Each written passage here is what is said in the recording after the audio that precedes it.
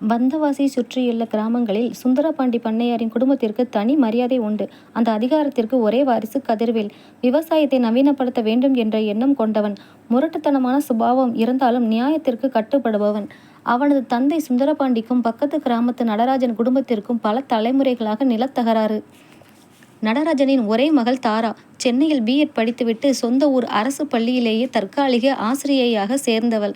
அமைதியான குணம் கொண்டவள், ஆனால் சுயமரியாதையை விட்டு கொடுக்காத தைரியம் கொண்டவள். இரு குடும்பத்திற்கும் இடையே பேச்சுவார்த்தையே கிடையாது. வழியில் பார்த்து கொண்டால் கூட முகம் திருப்பிக் கொள்ளும் அளவுக்கு பகை. ஆடி மாத தொடக்கத்தில் ஊர் காளியம்மன் கோவில் திருவிழா ஏற்பாடுகள் தீவிரமாக நடந்து கொண்டிருந்தன. பஞ்சாயத்து தலைவருடன் கோவில் மண்டபத்தில் நின்று பேசிக் கொண்டிருந்தான் கதிர். அப்போது பள்ளி குழந்தைகளை அழைத்து கொண்டு அந்த வழியாக வந்தாள் தாரா. திருவிழா ஊர்வலத்திற்கான கலை நிகழ்ச்சிகளில் பங்கேற்கும் மாணவர்களின் பட்டியலை கொடுக்க தலைவரை தேடி வந்திருந்தாள்.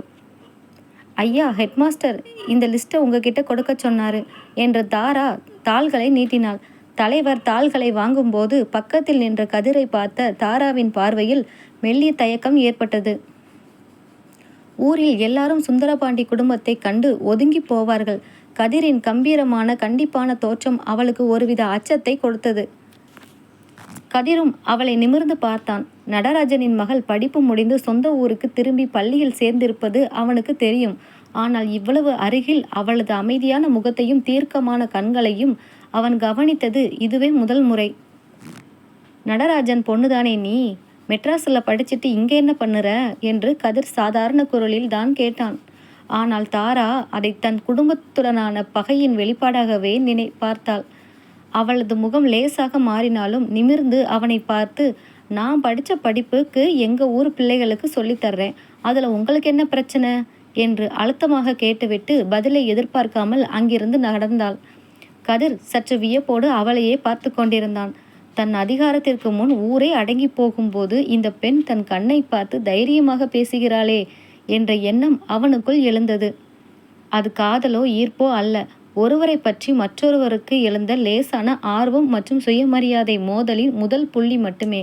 திருவிழா முடிந்து சில நாட்கள் கடந்த நிலையில் ஊரில் பருவமழை தீவிரமடைந்தது. மாலை வேளையில் திடீரென கொட்டி தீர்த்த கனமழையால் பள்ளிக்கூட பாதையில் இருந்த சிற்றாறில் வெள்ளம் பெருகி ஓடியது. பள்ளி முடிந்து வீட்டிற்கு செல்ல வழியில்லாமல் பஞ்சாயத்து யூனியன் அலுவலகத்தின் கூரை அடியில் ஒதுங்கி நின்றாள் தாரா. குடை கொண்டு வராததால் நனைந்த உடலோடு குளிரில் நடுங்கிக் கொண்டிருந்தாள். அப்போது பாதையில் வந்த தன் டிராக்டரை நிறுத்தச் சொன்னான் கதிர். வண்டியில் இருந்து இறங்கி வந்தவன் தாரா தனியாக நிற்பதை பார்த்தான். மழை விடுற மாதிரி தெரியல, இங்கேயே நின்னா இரவு ஆகிடும், டிராக்டர்ல ஏறு, கிராமத்து எல்லை வரை கொண்டு போய் விடுறேன் என்றான் கதிர். தாரா அவனை சந்தேகத்தோடு பார்த்தாள். வேண்டாம், நான் மழை குறைஞ்சதும் நடந்து போய்க்கிறேன். உன் மேலே இருக்கிற அக்கறையில் கூப்பிடலை. ஊர் பெரியவன் மகளாக இருக்கிறவ நடுரோட்டில் ராத்திரியில் நிற்கக்கூடாதுன்னு தான் சொல்கிறேன். வரதா இருந்தா ஏறு, இல்லைனா உன் விருப்பம் என்று கராராக சொன்னான் கதிர். அவனது பேச்சில் சுயநலமோ கெட்ட எண்ணமோ இல்லை என்பதை உணர்ந்த தாரா வேறு வழியின்றி டிராக்டரின் பின்புறம் ஏறி அமர்ந்தாள். வண்டி சேற்றுப்பாதையில் தள்ளாடி சென்றது. இடி இடிக்கும் போதெல்லாம் தாரா பயத்தில் லேசாக நடுங்கினாள். முன்சீட்டில் அமர்ந்து வண்டியை ஓட்டி கொண்டிருந்த கதிர் கூர்மையான பார்வையோடு பாதையை கவனித்து கொண்டிருந்தாலும் கண்ணாடி வழியே அவளது பயத்தை பார்த்தான். கிராமத்து எல்லையில் வண்டியை நிறுத்தியவன் தன் டிராக்டரில் இருந்த ஒரு பழைய குடையை எடுத்து அவளிடம் நீட்டினான். இதை கையில் வச்சுக்கிட்டு போ என்றான் சுருக்கமாக. தாரா அந்த குடையை வாங்கி பார்த்தாள். நாளைக்கு பள்ளிக்கூடம் வரும்போது திருப்பி கொடுத்துடுறேன் என்றாள்.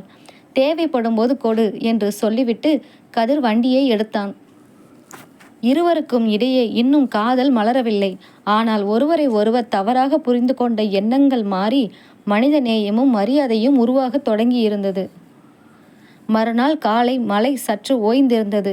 இரவு முழுவதும் தாராவின் மனதிற்குள் கதிரின் எண்ணமே ஓடிக்கொண்டிருந்தது.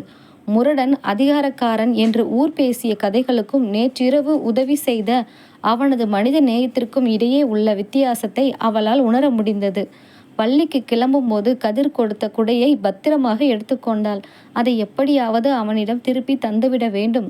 அவனது கடன் எதுவும் தன்னிடம் இருக்கக்கூடாது என்பதில் தெளிவுடனும் இருந்தாள். பள்ளி வேலைகள் முடிந்து மாலையில் திரும்பி வரும்போது வழக்கமாக கதிர் நிற்கும் பஞ்சாயத்து ஆபீஸ் பக்கமும் டிராக்டர் நிலக்குடத்தின் பக்கமும் தாராவின் பார்வை தானாகச் சென்றது. அவன் எங்கும் தென்படவில்லை. தேவைப்படும் போது கொடுன்னு தானே சொன்னேன். அவசரப்பட்டு நாமே தேடி போனால் ஊர் தப்பாக பேசுமே என்ற தயக்கத்துடன் தன் வீட்டை நோக்கி நடந்தாள். கிராமத்து எல்லையை தாண்டும் போது நெல் வயலுக்கு நீர் பாய்ச்சும் பாதையில் கதிர் நின்று கொண்டிருந்தான். வேலையாட்களுக்கு சில உத்தரவுகளை கொடுத்துவிட்டு கால்வாயின் ஓரத்தில் இருந்த கல் மண்டபத்தில் அமர்ந்து ஏதோ கணக்கு குறிப்புகளை பார்த்து கொண்டிருந்தான். தாரா சுற்றிலும் பார்த்தாள். அருகில் ஆள் நடமாட்டம் குறைவாகவே இருந்தது. மெதுவாக அவனை நோக்கி நடந்தாள். காலடி ஓசை கேட்டு நிமிர்ந்து பார்த்தான் கதிர். தாரா கையில் குடையோடு நிற்பதைக் கண்டதும் அவனது புருவங்கள் லேசாக உயர்ந்தன. நேத்து கொடுத்த கொடை, ரொம்ப நன்றி என்று கூறியபடி குடையை அவனிடம் நீட்டினாள் தாரா. கதிர் கணக்கு புத்தகத்தை மூடிவிட்டு அவளை நிமிர்ந்து பார்த்தான். சொன்ன மாதிரியே மறுநாளே கொண்டு வந்துட்ட. உன் குடும்பத்து ஆட்களுக்கு யார்கிட்டையும் கடன் வாங்கி பழக்கம் இல்லை போல என்றான் அவனது வழக்கமான கம்பீர குரலில். ஆனால் அதில் கிண்டல் ஏதும் இல்லை. தாரா நிமிர்ந்து அவனது கண்களை பார்த்தாள். கடன் இல்லை கதிர் சார், உதவி. அது யார் செஞ்சாலும் மதிப்பு கொடுக்கணும்னு என் குடும்பத்தில் எனக்கு சொல்லி கொடுத்துருக்காங்க. கதிர் சார் என்ற அவளது அழைப்பு அவனுக்கு புதிதாக இருந்தது. ஊரில் அனைவரும் அவனை பண்ணையார் தம்பி என்றோ அல்லது பயத்துடனோ தான் அழைப்பார்கள். முதன்முறையாக ஒரு பெண் அவனை மரியாதையாக அதே சமமாக நின்று பேசுகிறாள். சரி இருக்கட்டும் என்று குடையை வாங்கி கொண்டான். இருவருக்கும் இடையே சில நொடிகள் அமைதி நிலவியது. வீசிய மாலை காற்றில் தாராவின் கூந்தல் லேசாக அலைபாய அவளது அமைதியான முகம் கதிரின் மனதை ஏதோ செய்தது. ஆனால் அதை வெளியே காட்டிக்கொள்ளாமல் தன் கவனத்தை மாற்றினான். உங்க அப்பா நடராஜன் இன்னைக்கு காலையில பஞ்சாயத்து தலைவரை பார்த்து பேசிக்கிட்டு இருந்தாரு. எல்லையில நிலத்தை பத்தி ஏதோ பிரச்சனை கிளப்ப போறார் போல. நீ அவர்கிட்ட கொஞ்சம் எடுத்து சொல்லு. அமைதியா போற விஷயத்த பெருசாக வேண்டாம்னு என்றான் கதிர். தாராவின் முகம் மாறியது. எங்க அப்பா நியாயத்துக்காகத்தான் பேசுவாரு. உங்க குடும்பத்து அதிகாரம் எல்லா இடத்துலையும் செல்லாது என்றே சற்றே கோபத்துடன் சொன்னாள். நான் அதிகாரத்தை பற்றி பேசல தாரா, ஊர் அமைதியை பற்றி பேசுகிறேன், புரியாமல் பேசாத என்றான் கதிர் அமைதியாக. தாரா அதற்கு மேல் பேசாமல் அங்கிருந்து வேகமாக நகர்ந்தாள். கதிர் அவளது கோபமான நடையையே பார்த்து கொண்டிருந்தான். நாட்கள் மெல்ல நகர்ந்தன. தாராவிற்கும் கதிருக்கும் இடையே பெரிய பேச்சுவார்த்தைகள் எதுவும் இல்லை என்றாலும் ஒருவரை ஒருவர் சந்திக்கும் வாய்ப்புகள் தற்செயலாக அமைந்து கொண்டே இருந்தன. ஊர் சந்தையில், பள்ளிக்கூட பாதையில், கோவில் வாசலில் என எங்காவது சந்தித்து கொள்வார்கள். வார்த்தைகள் பெரிதாக பரிமாறப்படாவிட்டாலும் அவர்களின் பார்வைகள் பேசத் தொடங்கின. கதிர் வண்டியில் போகும்போது தாரா தன் பார்வையை திருப்ப முயன்றாலும் அவன் சென்ற பிறகு ரகசியமாக திரும்பி பார்ப்பதை வழக்கமாக்கி கொண்டாள். அவனது தோரணையும் ஊர் மக்களுக்கு அவன் செய்யும் மறைமுக உதவிகளும் அவளுக்கு அவன் மீதான மரியாதையை அதிகப்படுத்தின. அதேபோல் கதிரும் தன் முரட்டுத்தனமான சுபாவத்தை குறைத்து கொண்டான். தாரா செல்லும் பாதையில் நடக்கும் சிறு சிறு பிரச்சனைகளை தன் ஆட்களை வைத்து ரகசியமாக சரி செய்தான். ஒரு நாள் மாலையில் பள்ளி மாணவன் ஒருவனுக்கு அடிபட்டுவிட அவனை தன் சைக்கிளில் வைத்துக்கொண்டு மருத்துவமனைக்கு செல்ல போராடி கொண்டிருந்தாள் தாரா. அந்த வழியாக தன் புல்லட்டில் வந்த கதிர் நிலைமையை புரிந்து கொண்டு உடனே வண்டியை நிறுத்தினான். ஏற்று வண்டியில ஆஸ்பத்திரியில கொண்டு போய் விடுறேன் என்றான். இந்த முறை தாரா எந்த யோசனையும் செய்யவில்லை. குழந்தையின் நிலையை கருதி உடனே வண்டியில் ஏறினாள். மருத்துவமனைக்கு செல்லும் வழியில் கதிரின் தோளை பயத்துடன் கெட்டியாக பிடித்து கொண்டாள் தாரா. அவளது மென்மையான தொடுதல் முதன்முறையாக கதிரின் உடலிலும் மனதிலும் ஒரு புதிய சிலிர்ப்பை ஏற்படுத்தியது. வண்டியின் கண்ணாடியில் அவளது பதற்றமான முகத்தை பார்த்த கதிரின் மனதிற்குள் இதுவரை இல்லாத ஒரு பாதுகாப்பு உணர்வும் ஈர்ப்பும் மெல்ல அரும்ப தொடங்கியது. மருத்துவமனைக்கு வந்து சேர்ந்ததும் கதிர் குழந்தையை தூக்கி கொண்டு அவசர சிகிச்சை பிரிவை நோக்கி ஓடினான். தாராவும் பின்னாலேயே பதற்றத்துடன் ஓடி வந்தாள். மருத்துவர் பரிசோதித்துவிட்டு பயப்படுற மாதிரி ஒன்றும் இல்லை, லேசான இரத்த காயந்தான், கட்டு போட்டாச்சு என்று சொன்ன பிறகே தாராவின் மூச்சு இயல்பு நிலைக்கு வந்தது. சிகிச்சைக்கான கட்டணத்தை கட்ட தாரா தன் பையை தேடிய போது கதிர் ஏற்கனவே பணத்தை செலுத்திவிட்டு ரசீதுடன் வந்தான். எதுக்கு நீங்க பணம் கட்டுனீங்க, நான் கொடுத்துடுறேன் என்று தாரா தயக்கத்துடன் கேட்க கதிர் அவளை தீர்க்கமாக பார்த்தான். சின்ன பையன் காயம் பட்டிருக்கான், இதுல யாரு பணம் கட்டுனா என்ன, கிளம்பு, ஊர்ல கொண்டு போய் விடுறேன் என்றான் கதிர் சுருக்கமாக. குழந்தையை அவனது வீட்டில் பத்திரமாக ஒப்படைத்துவிட்டு இருவரும் மீண்டும் புல்லட்டில் திரும்பினர். அந்த மாலை நேரத்தில் கிராமத்து வளைவு பாதைகளில் வண்டி மெதுவாக சென்றது. இம்முறை இருவருக்கும் இடையே எந்த பேச்சும் இல்லை. ஆனால் அந்த மௌனத்தில் ஒருவித சுகமான பிணைப்பு இருந்தது. கதிர் கண்ணாடியில் தாராவை பார்த்தான். அவளது முகத்தில் இருந்த பயம் மாறி இப்போது ஒரு அமைதியும் நன்றி உணர்வும் தெரிந்தன. தாராவும் கதிரின் கனிவான பக்கத்தை கண்டு அவனுள் இருக்கும் அந்த நேர்மையை உள்ளுர ரசிக்கத் தொடங்கியிருந்தாள். நாட்கள் செல்ல செல்ல இருவரின் மனதிலும் முளைவிட்ட அந்த மெல்லிய ஈர்ப்பு வார்த்தைகளற்ற அன்பாக மாறத் தொடங்கியது. ஆனால் அதே நேரத்தில் ஊருக்குள் இரு குடும்பத்துக்கும் இடையிலான நிலப்பிரச்சனை விஸ்வரூபம் எடுத்தது. தாராவின் தந்தை நடராஜன் ஊர் எல்லை கால்வாயை சுற்றியுள்ள தங்களுக்குத்தான் சொந்தம் என்று பஞ்சாயத்தில் முறையிட்டார். சுந்தரபாண்டி பண்ணையாரோ தலைமுறை தலைமுறையாக இது எங்கள் கட்டுப்பாட்டில் இருக்கிறது, ஒரு அங்குலம் கூட விட்டுத்தர முடியாது என்று ஆவேசப்பட்டார். ஒரு நாள் மாலையில் பஞ்சாயத்து அலுவலகத்தின் முன் இரு தரப்பு ஆட்களும் திரண்டனர். வாக்குவாதம் முற்றி அடிதடி நடக்கும் சூழல் உருவானது. செய்தி கேள்விப்பட்டு கதிர் அங்கே வேகமாக வந்தான். அதே நேரத்தில் தன் தந்தையை தடுக்க தாராவும் அங்கே ஓடி வந்தாள். நடராஜன் ஆவேசமாக பண்ணையார் குடும்பத்து அதிகாரத்தை இந்த தடவை நாங்க பார்த்துடுறோம் என்று கத்தினார். கதிர் அமைதியாக முன்னேறி வந்து, பெரியவரே, வார்த்தையை அளந்து பேசுங்க, சட்டப்படி என்னவோ அந்த பஞ்சாயத்து முடிவு பண்ணட்டும் என்றான் கண்டிப்பான குரலில். அப்போது தாரா கூட்டத்தில் இருந்து முன்னே வந்து தன் தந்தையை கையை பிடித்து தடுத்தாள். அவள் கதிரை பார்த்தாள். அவளது கண்களில் நிலைமையை மோசமாக்க வேண்டாம் என்ற வேண்டுகோள் இருந்தது. கதிரும் அவளது பார்வையை புரிந்து கொண்டு தன் பக்கத்து ஆட்களை அமைதியாக இருக்கும்படி சைகை செய்தான். இன்னைக்கு பஞ்சாயத்து வேண்டாம், நில அளவையர் வந்து அளந்த பிறகு முடிவு பண்ணலாம் என்று கதிர் முடிவாக சொல்லிவிட்டு பிரச்சனையை தற்காலிகமாக முடிவுக்கு கொண்டு வந்தான். கூட்டம் கலைந்தபோது தாரா கதிரை திரும்பி பார்த்தாள். இருவரின் பார்வைகளும் சந்தித்தன. குடும்ப பகை என்ற பெயரிய சுவருக்கு நடுவிலும் ஒருவரை ஒருவர் புரிந்து கொண்ட அந்த பார்வை அவர்களின் காதலின் ஆழத்தை இருவருக்கும் உணர்த்தியது. மறுநாள் நிலத்தை அளப்பதற்காக தாலுகா அலுவலகத்தில் இருந்து அதிகாரிகள் வந்திருந்தனர். ஊர் மக்கள் அனைவரும் கால்வாய் கரையில் கூடியிருக்க ஒரு புறம் சுந்தரபாண்டியுடன் கதிரும் மறுபுறம் நடராஜனுடன் தாராவும் நின்று கொண்டிருந்தனர். பதற்றம் காற்றிலேயே மிதந்தது. அதிகாரிகள் வரைபடங்களை சரிபார்த்து எல்லை கற்களை நட்டனர். முடிவில் சர்ச்சைக்குரிய நிலத்தில் பெரும்பகுதி நடராஜனுக்கே சொந்தம் என்று அறிவிக்கப்பட்டது. நடராஜனின் முகத்தில் வெற்றி மிதப்பு தாண்டவமாடியது. சுந்தரபாண்டி ஆத்திரத்தின் உச்சிக்கே சென்றார். இது செல்லாது, அரசாங்க அதிகாரிகளுக்கு பணம் கொடுத்து ஏமாத்துறீங்க என்று கத்தினார். கதிர் உடனடியாக குறுக்கே வந்து தன் தந்தையை தடுத்தான். அப்பா, அமைதியா இருங்க, அதிகாரிங்க சட்டப்படி தான் அளந்திருக்காங்க, நியாயம் எதுவோ அதுக்கு நாமும் கட்டுப்பட்டு தான் ஆகணும் என்று ஆணித்தரமாக சொன்னான். சுந்தரபாண்டி அதிர்ச்சியுடன் மகனை பார்த்தார். என்னடா பேசுற, நம்ம பரம்பரை நிலத்தை இவங்களுக்கு விட்டு கொடுக்க சொல்றியா என்று கர்ஜித்தார். நிலம் யாருக்கு சொந்தங்கிறது முக்கியம் இல்லப்பா, நியாயம் என்னங்கிறது தான் முக்கியம் என்றான் கதிர். தூரத்தில் நின்று இதை பார்த்து கொண்டிருந்த தாராவின் நெஞ்சம் நெகிழ்ந்தது. தன் குடும்பத்தின் கௌரவம், தந்தையின் கோபம் என எதையும் பொருட்படுத்தாமல் நியாயத்தின் பக்கம் நிற்கும் கதிரின் நேர்மை அவளை முற்றிலுமாக வீழ்த்தியது. அவளது கண்களில் நன்றியும் எல்லையில்லாத காதலும் கசிந்தன. கதிரும் அவளை நிமிர்ந்து பார்த்தான். இருவரின் பார்வையும் அந்த சலசலப்பிற்கு நடுவே ஒரு கணத்தில் ஒன்றிணைந்தது. அன்று மாலை மீண்டும் கருமேகங்கள் சூழ கிராமத்தில் அடைமழை பிடித்தது. பள்ளிக்கூடம் முடிந்து கையில் குடையுடன் திரும்பிக் கொண்டிருந்தாள் தாரா. வழக்கமாக செல்லும் சிற்றாற்று பாதையில் நீர்மட்டம் உயர்ந்து பாதை அடைபட்டிருந்தது. வேறு வழியின்றி வழக்கத்திற்கு மாறான தென்னந்தோப்பு பாதையில் நடக்கத் தொடங்கினாள். திடீரென பலத்த காற்றுடன் மின்னல் வெட்ட அவளது குடை காற்றோடு பறந்து சென்றது. மலையில் நனைந்தபடி ஒதுங்க இடம் தேடி ஓடியவள் தோப்பின் நடுவில் இருந்த பழைய பம்பு செட் கொட்டகைக்குள் தஞ்சமடைந்தாள். அங்கே ஏற்கனவே ஒருவன் நின்று கொண்டிருந்தான். அது கதிர். மலையின் சத்தத்திற்கு நடுவே தாராவை அங்கே கண்டதும் கதிர் சற்று வியப்படைந்தான். தாரா குளிரில் லேசாக நடுங்கிக் கொண்டிருக்க நனைந்த கூந்தலில் இருந்து நீர்த்துளிகள் அவளது தோள்களில் சொட்டி கொண்டிருந்தன. கதிர் மெதுவாக தன் தோளில் இருந்த துண்டை எடுத்து அவளிடம் நீட்டினான்.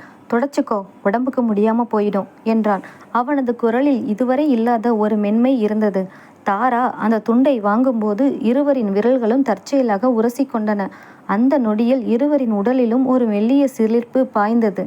இன்னைக்கு பஞ்சாயத்துல நீங்க செஞ்சது என்று தாரா தயங்கியபடி ஆரம்பித்தாள். நான் யாருக்கும் சாதகமா செய்யல தாரா, நியாயத்துக்கு மட்டும்தான் நின்னேன் என்றான் கதிர் அவளது கண்களை நேரடியாக பார்த்தபடி. ஆனா உங்க அப்பா உங்களை தப்பா நினைப்பாரே. ஊரே என்னை தப்பா நினைச்சாலும் பரவாயில்ல, ஆனா நீ என்ன தப்பா நினைக்க கூடாது என்று கதிரின் வாயிலிருந்து வார்த்தைகள் தன்னிச்சையாக வெளிவந்தன. தாராவின் இதயம் வேகமாக துடிக்கத் தொடங்கியது. இருவருக்கும் இடையே இருந்த இடைவெளி மெல்ல குறையத் தொடங்கியது. இத்தனை நாட்களாக மனதிற்குள் பூட்டி வைத்திருந்த அந்த ஈர்ப்பும் அன்பும் இப்போது மழையின் சத்தத்தோடு சேர்ந்து அவசியமான அலைகளை உருவாக்கத் தொடங்கின. கதிர் அவளை நோக்கி ஓரடி முன்வைக்க தாராவால் தன் பார்வையை விலக்க முடியவில்லை. பல மாதங்களாக வளர்ந்த பழக்கம் இப்போது காதலாகவும் தவிர்க்க முடியாத நெருக்கமாகவும் பரிணமிக்கத் தொடங்கியிருந்தது. பம்பு செட்டு கொட்டகைக்குள் மழையின் சத்தம் மட்டுமே எதிரொலித்து கொண்டிருந்தது. கதிரின் சொற்கள் தாராவின் மனதை ஆழமாக தைத்திருந்தன. அவனது கனிவான பார்வையும் தன்மீது அவன் காட்டிய அக்கறையும் அவளது மன கட்டுப்பாட்டை மெல்ல சிதைத்தன. கதிர் அவளுக்கு மிக அருகில் வந்து நின்றான். அவனது மூச்சு காற்று தாராவின் கன்னங்களில் படும் அளவுக்கு நெருக்கம். இத்தனை நாட்களாக இருவருக்குள்ளும் கனன்று கொண்டிருந்த அந்த மறைமுகமான ஈர்ப்பு இப்போது வார்த்தைகளை தாண்டி உணர்வுகளாக வெடிக்க காத்திருந்தது. தாராவின் கண்கள் லேசாக கலங்கின. கதிரின் கையை மெதுவாக தன் கையால் பற்றினாள். கதிர், நம்ம 2 பேர் குடும்பத்துக்கும் நடுவில் இருக்கிற பகை எனக்கு பயத்தை கொடுக்குது. ஆனால் அதை விட அதிகமாக உங்களை இழந்துடுவேணுன்ற பயம்தான் எனக்குள்ள அதிகமாக இருக்கு என்று தாரா தன் மனதில் இருந்த உண்மையை முதன்முறையாக உடைத்து பேசினாள். கதிர் அவளது விரல்களை இறுக்கமாக பற்றி கொண்டான். இத்தனை நாளா என் மனசுக்குள்ள இருந்த தாகமும் இதுதான் தாரா. இந்த ஊர், குடும்பம், பகை எதுவுமே எனக்கு முக்கியம் இல்லை. உன் அன்பு மட்டும்தான் எனக்கு வேணும் என்றான் அவளது கண்களை ஆழமாக பார்த்தபடி. கதிர் மெதுவாக அவளது முகத்தை தன் கைகளில் ஏந்தினான். அவளது நனைந்த கூந்தலை ஒதுக்கி நெற்றியில் மென்மையாக முத்தமிட்டான். அந்த தொடுதல் தாராவின் உடலெங்கும் ஒரு புதிய சிலிர்ப்பை பரப்பியது. பல மாதங்களாக கட்டுப்பாட்டுடன் இருந்த இருவரின் காதலும் அந்த அமைதியான மலை இரவில் ஒன்றிணைந்தது. மழை சற்று ஓய்ந்ததும் இருவரும் தனித்தனியாக தோப்பில் இருந்து வெளியேறி தங்கள் வீடுகளுக்கு சென்றனர். ஆனால் அவர்களின் மனதில் இருந்த பயம் உண்மைதான் என்பதை உணர்த்தும் விதமாக அடுத்த நாளே ஒரு விபரீதம் காத்திருந்தது. சுந்தரபாண்டி பண்ணையாரின் ஆட்களில் ஒருவன் நேற்று இரவு தோப்பு பாதையில் கதிரும் தாராவும் ஒன்றாக பேசுவதை பார்த்துவிட்டு அதை சுந்தரபாண்டியிடம் போட்டு கொடுத்து விட்டான். காலையிலேயே பண்ணையாரின் வீட்டில் இடி முழக்கம் போல் சத்தம் கேட்டது. என்னடா நினச்சிக்கிட்டு இருக்க உன் மனசுல? நம்ம பரம்பரை எதிரியோட பொண்ணோட உனக்கு என்னடா பேச்சு? நிலத்தை விட்டு கொடுத்தது போதாதுன்னு இப்போ குடும்ப கௌரவத்தையும் அடகு வைக்க போறியா என்று சுந்தரபாண்டி ஆத்திரத்தில் கத்தினார். கதிர் நிதானமாக நிமிர்ந்து நின்றான். அப்பா, தாரா நல்ல பொண்ணு. அவ மேலே எனக்கு விருப்பம் இருக்கு. இதில் குடும்ப கௌரவம் அழியறதுக்கு எதுவும் இல்லை என்றான். மூடுடா வாய. அந்த நடராஜன் பொண்ணை இந்த வீட்டு மருமகளா ஒரு காலம் நான் ஏற்றுக்க மாட்டேன்.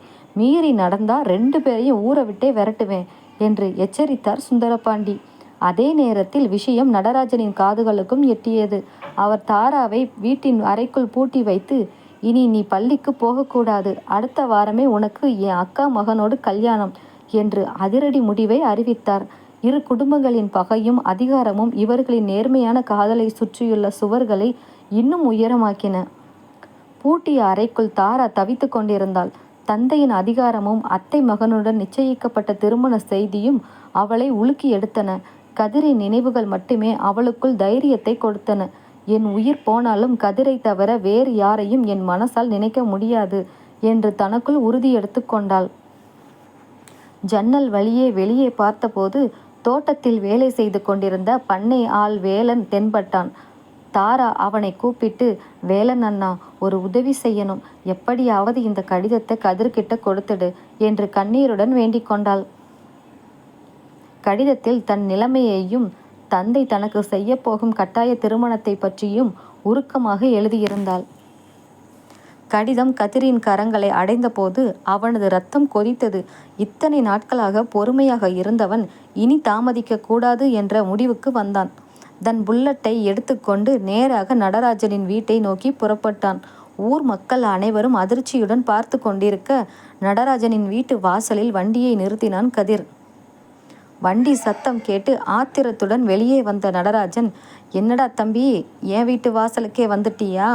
தைரியம் இருந்தா உள்ள காலடி எடுத்து வை பார்ப்போம் என்று கத்தினார். கதிர் வண்டியில் இருந்து இறங்கி கம்பீரமாக அடிமேல் அடி வைத்து முன்னேறினான். அவனது கண்களில் இருந்த தீவிரம் நடராஜனை சற்று பயமுறுத்தியது. பெரியவரே, உங்க குடும்ப பகைக்கும் என் அப்பாவுக்குமான பிரச்சனைக்கும் தாராவை பலிகடா ஆக்காதீங்க. நாங்கள் 2 பேரும் ஒருத்தரை ஒருத்தர் நேசிக்கிறோம். தாராவோட விருப்பம் இல்லாமல் அவளுக்கு கல்யாணம் செய்ய நினைச்சா நான் அமைதியாக இருக்க மாட்டேன் என்று ஆணித்தரமாக சொன்னான் கதிர்.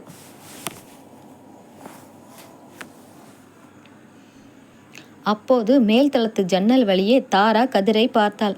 அவளது கண்களில் பயமும் அதே நேரத்தில் கதிரின் தைரியத்தைக் கண்டு ஒரு பெருமையும் ஒரு சேர தெரிந்தன.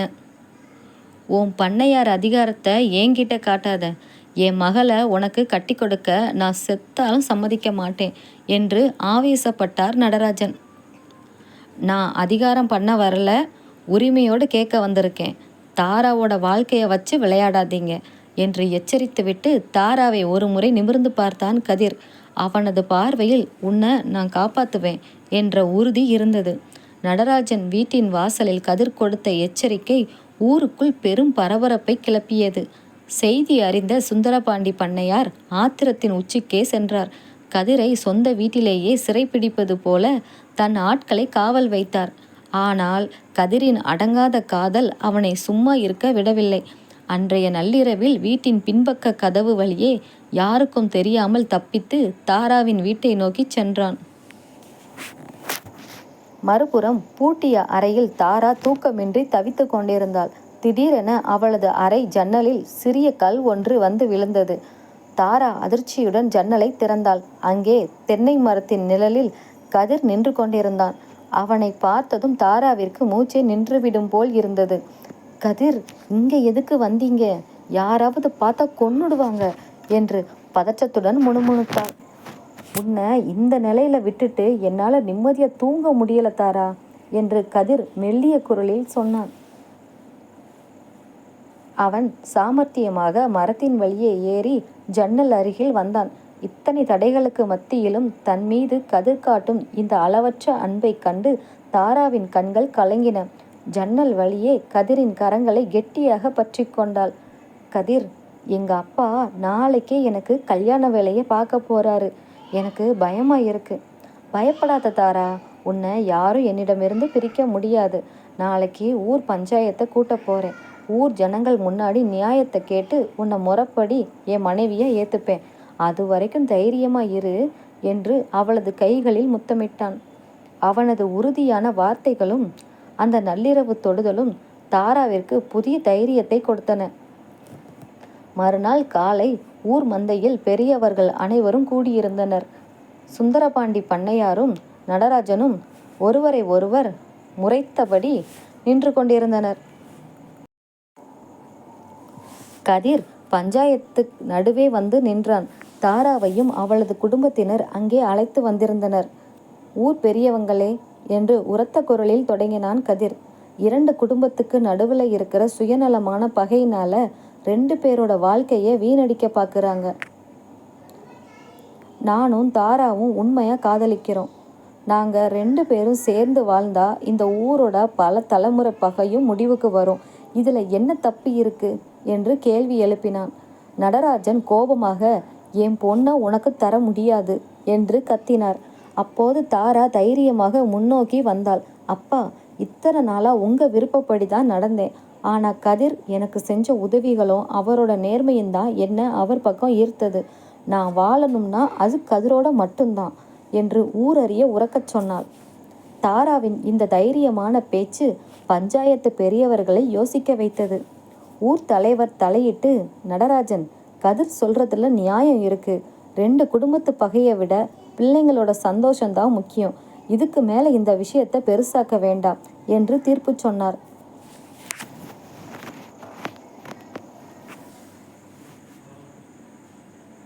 பஞ்சாயத்து தலைவரின் தீர்ப்பை கேட்டு ஊரே அமைதியானது. ஆனால் அந்த அமைதி புயலுக்கு முன்னால் வரும் அமைதி என்பதை கதிரும் தாராவும் உணர்ந்திருக்கவில்லை. சுந்தரபாண்டி பண்ணையார் ஆத்திரத்துடன் எழுந்தார். இந்த பஞ்சாயத்து தீர்ப்பை நான் ஏற்றுக்கல. என் சொத்து, கௌரவம் எல்லாத்தையும் விட இந்த ஊர் பஞ்சாயத்து பெருசில்ல. கதிர், நீ அந்த பொண்ணை கல்யாணம் பண்ணிக்கிட்டா இந்த நிமிஷத்துல இருந்து நீ என் மகனும் இல்லை, இந்த சுந்தரபாண்டி வீட்டு வாரிசும் இல்லை என்று ஆவேசமாக கர்ஜித்துவிட்டு அங்கிருந்து வெளியேறினார். மறுபுறம் நடராஜனும் தன் மகளை வெறுப்புடன் பார்த்தார். என் பேச்சுக்கு மதிப்பு தரதவளா எனக்கு மகளே இல்லை. இனிமே இந்த வீட்டின் பக்கமே நீ வரக்கூடாது என்று சொல்லிவிட்டு தன் ஆட்களுடன் அங்கிருந்து கிளம்பினார். ஊர் மக்கள் முன்னிலையில் கதிரும் தாராவும் தனித்து நின்றார்கள். இருவரும் எதிர்பார்த்தது போல குடும்பங்கள் மாறவில்லை. பகை இன்னும் தீவிரமடைந்தது. தாரா கண்களில் கண்ணீருடன் கதிரை பார்த்தாள். கதிர் அவளது கையை இறுக்கமாக பற்றி கொண்டான். பயப்படாத தாரா, நம்ம ஏத்துக்காத சொந்தங்களுக்கு முன்னாடி நாம சந்தோஷமா வாழ்ந்து காட்டணும். அதுதான் அவங்களுக்கு நாம கொடுக்கிற பதில் என்று தேற்றினான். ஊர் பஞ்சாயத்தில் வைத்தே இருவருக்கும் திருமணம் நடைபெற்றது. சொந்த வீடுகளின் கதவுகள் அடைக்கப்பட்ட நிலையில் கிராமத்தின் எல்லையில் இருந்த ஒரு சிறிய கூரை வீட்டில் இருவரும் குடியேறினர். பண்ணையார் வீட்டு வாரிசாக இருந்த கதிர் இப்போது ஒரு சாதாரண விவசாயியாக தன் சொந்த உழைப்பை மட்டுமே நம்பி வாழத் தொடங்கினான். தாராவும் தன் அரசு கூலி வேலையை விட்டுவிட்டு கதிரின் கஷ்டத்தில் துணையாக நின்றாள். ஒரு நாள் மாலை காட்டு வேலையை முடித்துவிட்டு களைப்புடன் வந்தான் கதிர். தாரா அவனுக்கு குடிக்க நீர் கொடுத்து அவனது வேர்வையை தன் முந்தானையால் துடைத்து விட்டாள். உனக்கு இந்த நிலைமை வந்திருக்க கூடாது கதிர். பண்ணையார் வீட்டு பிள்ளையா இருந்தவரை இவ்வளவு கஷ்டப்பட வச்சிட்டேனே என்று வருத்தப்பட்டாள் தாரா. கதிர் அவளது முகத்தை மென்மையாக தன் கைகளில் ஏந்தினான். அரண்மனை போன்ற வீட்டில் இருந்ததை விட உன்னோட இந்த சின்ன வீட்டில் இருக்கும்போதுதான் எனக்கு உண்மையான அமைதியும் சந்தோஷமும் கிடைச்சிருக்கு தாரா என்றான். அவனது கண்களில் இருந்த அந்த தாகமும் அன்பும் தாராவின் கவலையை போக்கியது. இருவருக்கும் இடையே இருந்த அந்த மெல்லிய ஈர்ப்பு இப்போது கஷ்டமான சூழ்நிலையிலும் அவர்களை இன்னும் நெருக்கமாக்கியது. கதிர் அவளை தன் நெஞ்சோடு அணைத்து கொண்டான். பண்ணை வீட்டின் ஆடம்பரங்கள் எதுவும் இல்லாத அந்த சிறிய வீட்டில் இருவருக்கும் இடையே இருந்த காதல் ஒவ்வொரு நாளும் ஆழமாகிக் கொண்டே இருந்தது. பகலெல்லாம் வயல்வெளிகளில் உழைத்துவிட்டு களைப்போடு திரும்பி வரும் மாலை வேலைகள் அவர்களுக்கு மட்டுமே சொந்தமானதாக மாறின. அன்று இரவு ஊரெங்கும் பலத்த மழை பெய்து கொண்டிருந்தது. கூரை வீட்டின் மூங்கில்களில் வலியும் மலைத்துளிகளின் சத்தமும் சில்லென்ற குளிர்காற்றும் அந்த சிறிய அறையை ஆக்கிரமித்திருந்தன.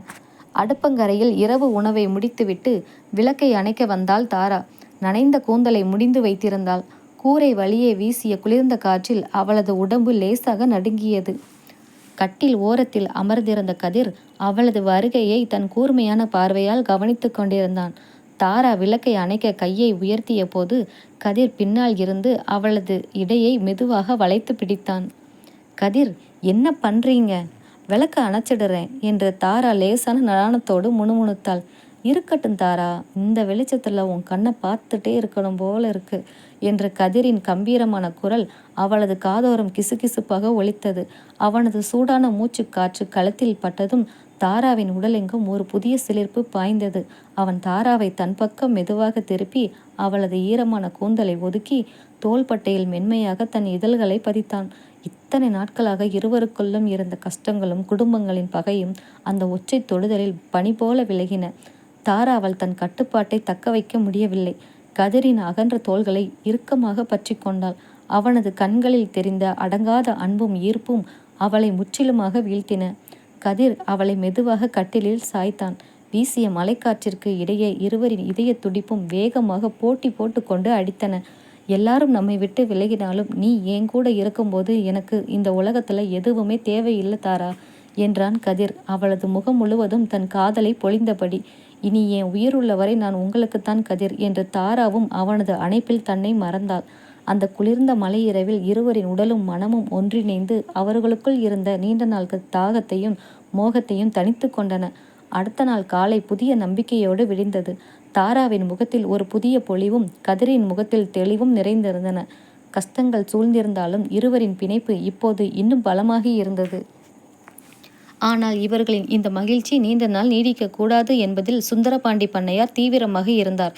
கதிர் தனியாக விவசாயம் செய்யும் நிலத்திற்கு செல்லும் நீர்ப்பாதையை அடைக்க திட்டமிட்டார். நம்மக்கிட்ட இருந்து பிரிஞ்சு போய் அவன் சந்தோஷமா வாழ்ந்துடுவானா? அவனோட பயிர்களுக்கு தண்ணி போகக்கூடாது. அவனா வந்து என் காலில் விழணும் என்று தன் ஆட்களுக்கு உத்தரவிட்டார் சுந்தரபாண்டி. விடியற் காலை நேரம் தன் குட்டியான நிலத்திற்கு தண்ணீர் பாய்ந்திருக்கிறதா என்று பார்க்க சென்ற கதிர் அதிர்ச்சியடைந்தான். கால்வாயிலிருந்து தன் நிலத்திற்கு வரும் நீர்ப்பாதை முற்றிலும் கற்களாலும் மண்ணாலும் அடைக்கப்பட்டிருந்தது. பயிர்கள் வாடி வதங்கும் நிலையில் இருந்தன. அங்கே நின்று இருந்த சுந்தரபாண்டியன் ஆள் ஒருவன் கிண்டலாக சிரித்தான். பண்ணையார் உத்தரவு தம்பி, இந்த ஊர் தண்ணி எல்லாமே பண்ணையார் வீட்டு நிலத்துக்குத்தான். சொந்த குடும்பத்தை எதிர்த்துட்டு போன உனக்கு ஒரு சொட்டு தண்ணி கூட கிடையாது. கதிரின் கண்கள் சிவந்தன. ஆனால் கோபப்பட்டு வன்முறையில் இறங்கினால் அது தன் வாழ்க்கையையும் தாராவையும் பாதிக்கும் என்பதை உணர்ந்து அமைதியானான். வீட்டிற்கு திரும்பிய கதிரின் முகமாற்றத்தை தாரா உடனே கண்டுபிடித்தாள். என்னாச்சு கதிர், ஏன் ஒரு மாதிரி இருக்கீங்க? கதிர் விஷயத்தை சொன்னான்.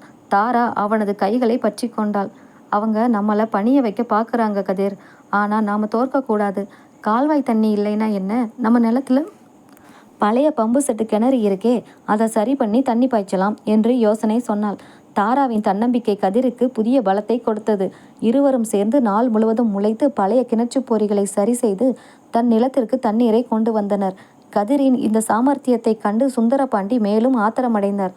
இரவு வெகு நேரமாகியும் கதிரும் தாராவும் களைப்பில் பேசக்கூட முடியாமல் அமர்ந்திருந்தனர். நாள் முழுவதும் கஷ்டப்பட்டு உழைத்ததில் இருவரின் உடலும் சோர்வடைந்திருந்தது. ஆனால் மனதிற்குள் ஒரு பெரிய வெற்றி பெற்ற உணர்வு இருந்தது. தாரா கதிரிற்கு உணவை பரிமாறிவிட்டு அவன் அருகில் வந்தாள். இன்னைக்கு நீ இல்லைனா நான் மனசு உடைஞ்சு போயிருப்பேன் தாரா என்றான் கதிர் அவளது நனைந்த கூந்தலை காதோறும் ஒதுக்கியபடி. உங்க கூட இருக்கும்போது எனக்கு எந்த கஷ்டமும் பெருசா தெரியல கதிர் என்று தாரா அவனது நெஞ்சில் சாய்ந்து கொண்டாள். கதிர் அவளை தன் அணைப்பிற்குள் இழுத்து கொண்டான். அவளது மென்மையான உடலின் கதகதப்பு அவனது நாள் முழுவதுமான களைப்பை நொடியில் போக்கியது. விளக்கின் மங்கலான வெளிச்சத்தில் தாராவின் கண்களில் தெரிந்த காதலும் நன்றியும் அவனை கட்டுக்கடங்காத ஈர்ப்பிற்குள் தள்ளின. அவன் தாராவின் முகத்தை மெல்ல உயர்த்தி அவளது இதழ்களில் ஆழமாக முத்தமிட்டான். தாராவும் தன் கைகளால் அவனது கழுத்தை இறுக்கமாக கட்டி கொண்டாள். வெளியே வீசிய சில்லென்ற காற்றிற்கு ஈடாய் அந்த சிறிய அறைக்குள் இருவரின் உடலும் சூடேறியது. கதிர் அவளது சேலையை மெல்ல விலக்கி அவளது தோள்களிலும் கழுத்திலும் தன் காதலை பதித்தான். தாராவின் மூச்சு காற்று வேகம் எடுக்க அவனது மார்பில் தன் விரல்களால் கோலமிட்டாள். குடும்பத்தினர் தரும் நெருக்கடிகளும் தடைகளும் அதிகரிக்க அதிகரிக்க இருவருக்குள்ளும் இருக்கும் அந்த அடங்காத மோகமும் தாகமும் அவர்களை இன்னும் ஆழமாக பிணைத்து கொண்டே இருந்தது. அன்றைய இரவும் அவர்களின் காதலுக்கு சாட்சியாக மாறியது. கதிரின் கடின உழைப்பும் தாராவின் ஆதரவும் வீண் போகவில்லை. சில மாதங்களில் அவர்களின் சிறிய நிலத்தில் நெற்பயிர்கள் தங்கமாக விளைந்து நின்றன. ஊரே கதிரின் விடாமுயற்சியை பாராட்டியது. ஆனால் சுந்தரபாண்டி பண்ணையாருக்கும் நடராஜனுக்கும் இந்த வளர்ச்சி கண்ணை உறுத்தியது. அறுவடைக்கு முதல் நாள் இரவு நிலத்தில் விளைந்த பயிர்களை பார்த்துவிட்டு மன நிறைவோடு வீட்டிற்கு வந்தான் கதிர்.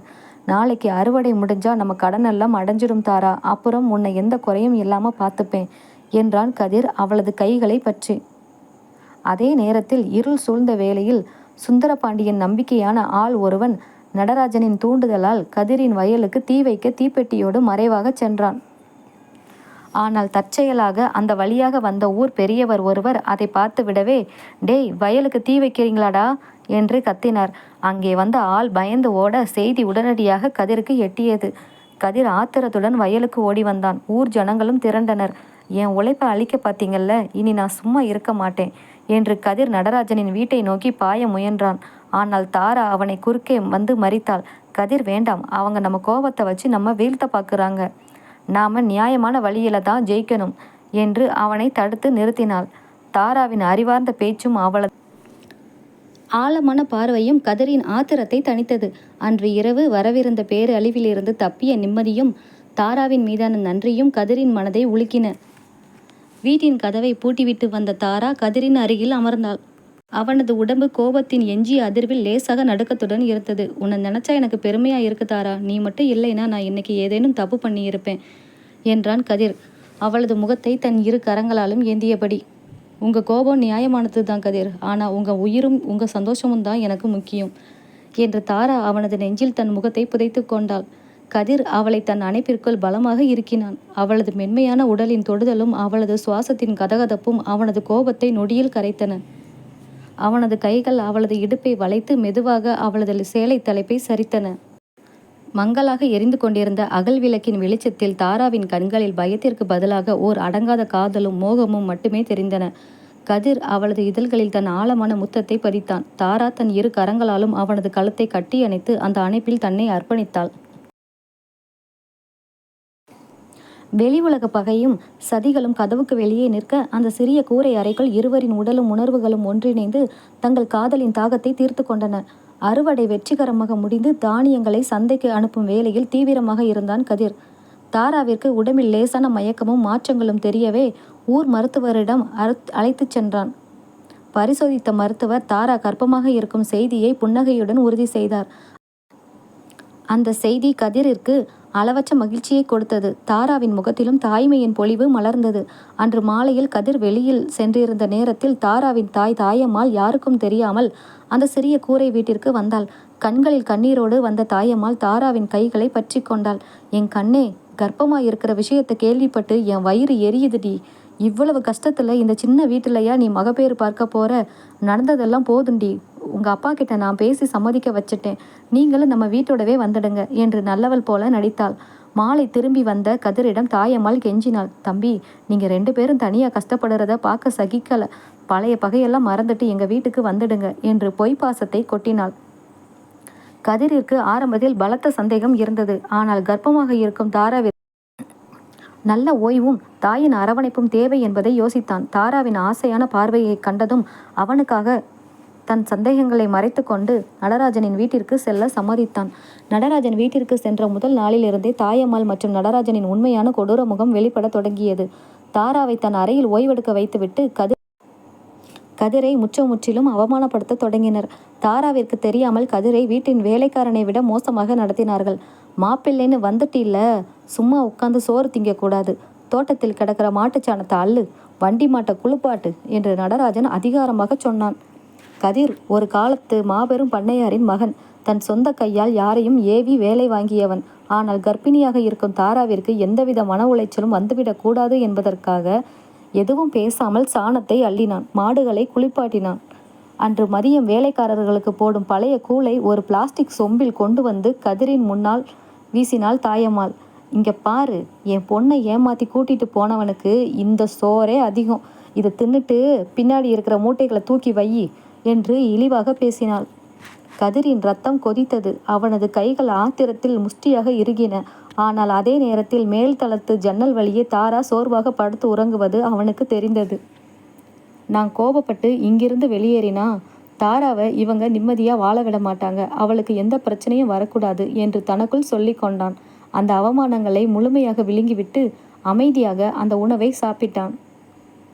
இரவு நேரத்தில் தாராவின் அறைக்கு செல்லும்போது தன் முகத்தில் எந்த கவலையும் தெரியாதவாறு சிரித்து பழகினான். தாரா அவனது கைகளை பிடித்து, கதிர், அம்மா உங்களை நல்லா பார்த்துக்கிறாங்களா? உங்களுக்கு எந்த கஷ்டமும் இல்லையே என்று சந்தேகமாக கேட்டாள். கதிர் அவளது நெற்றியில் மென்மையாக முத்தமிட்டு, எனக்கு என்ன தாரா கஷ்டம்? நீயும் நம்ம குழந்தையும் சந்தோஷமா இருந்தா அதுவே எனக்கு போதும். உன் அம்மா என்ன நல்லா தான் பார்த்துக்கிறாங்க என்று பொய்யான புன்னகையோடு அவளை தன் நெஞ்சில் சாய்த்து கொண்டான். நாட்கள் மெல்ல நகர்ந்தன. தாராவின் கர்ப்பம் 5 மாதத்தை எட்டியிருந்தது. கதிர் பகலெல்லாம் நிலத்திலும் மாலையில் நடராஜன் வீட்டின் பின்புறமும் கூலி ஆளை விட கேவலமாக உழைத்து கொண்டிருந்தான். தாராவின் சிரித்த முகமும் பிறக்கப் போகும் குழந்தையின் நினைவும் மட்டுமே அவனது வலிகளை மறக்கடித்தன. அன்று மாலை தாராவிற்கு திடீரென கடுமையான தாகம் எடுத்தது. தண்ணீர் பாத்திரத்தில் நீர் இல்லாததால் மெதுவாக அறையை விட்டு வெளியே வந்து கீழே படியிறங்கினாள். வீட்டின் பின் கொட்டகையிலிருந்து நடராஜனும் தாயம்மாளும் பேசும் சத்தம் கேட்டது. இன்னும் எத்தனை நாளைக்குடி அந்த பண்ணையார் பையனுக்கு இந்த வீட்டில் சோறு போடுறது? அவனை ஆள் வச்சு அடித்து விரட்டுற நேரம் நெருங்கிடுச்சு என்றான் நடராஜன் ஆத்திரமாக. தாயம்மாள் கொடூரமாக சிரித்தாள். இருங்கங்க, அவனை கை நிறைய வேலை வாங்கி சாணம் அள்ள வச்சு பழைய கூளை ஊற்றி நாயை விட கேவலமாக நடத்துனா அவன் ஓடிடுவான்னு பார்த்தேன். ஆனால் அவனுக்கு ரோசமே இல்லை. தாராவுக்கு உடம்பு சரியாகும் வரை பொறுமையாக இருங்க. குழந்தை பிறந்ததும் அவனை கள்ளக்கேஸில் மாட்டி ஜெயிலுக்கு அனுப்பிட்டு குழந்தையையும் பொண்ணையும் நம்ம கஸ்டடியில் வச்சுக்கலாம். இதை கேட்ட தாராவின் தலை சுற்றியது. இதயம் வெடித்துவிடும் போல் இருந்தது. இத்தனை நாட்களாக தன் தாய் தன் மீது காட்டியது பாசமே இல்லை, விஷம் கலந்த துரோகம் என்பதை உணர்ந்தாள். பயத்துடனும் அதிர்ச்சியுடனும் பின்பக்க கொட்டகைக்கு ஓடினாள் தாரா. அங்கே கதிர் அழுக்கு சட்டையோடு கைகளில் காயங்களோடு மாட்டுத் தொழுவத்தை சுத்தம் செய்து கொண்டிருந்தான். அவனை பார்த்ததும் தாராவின் கண்களில் இருந்து கண்ணீர் தாரை தாரையாக கொட்டியது. கதிர் என்று அலறியபடி ஓடி வந்து அவனை கட்டியணைத்து கொண்டாள். கதிர் பதறி போனான். தாரா, என்ன ஆச்சு? ஏன் இப்படி அழுற? உடம்புக்கு ஏதாச்சும் பண்ணுதா என்று தன் காயம்பட்ட கரங்களால் அவளது முகத்தை துடைத்தான்.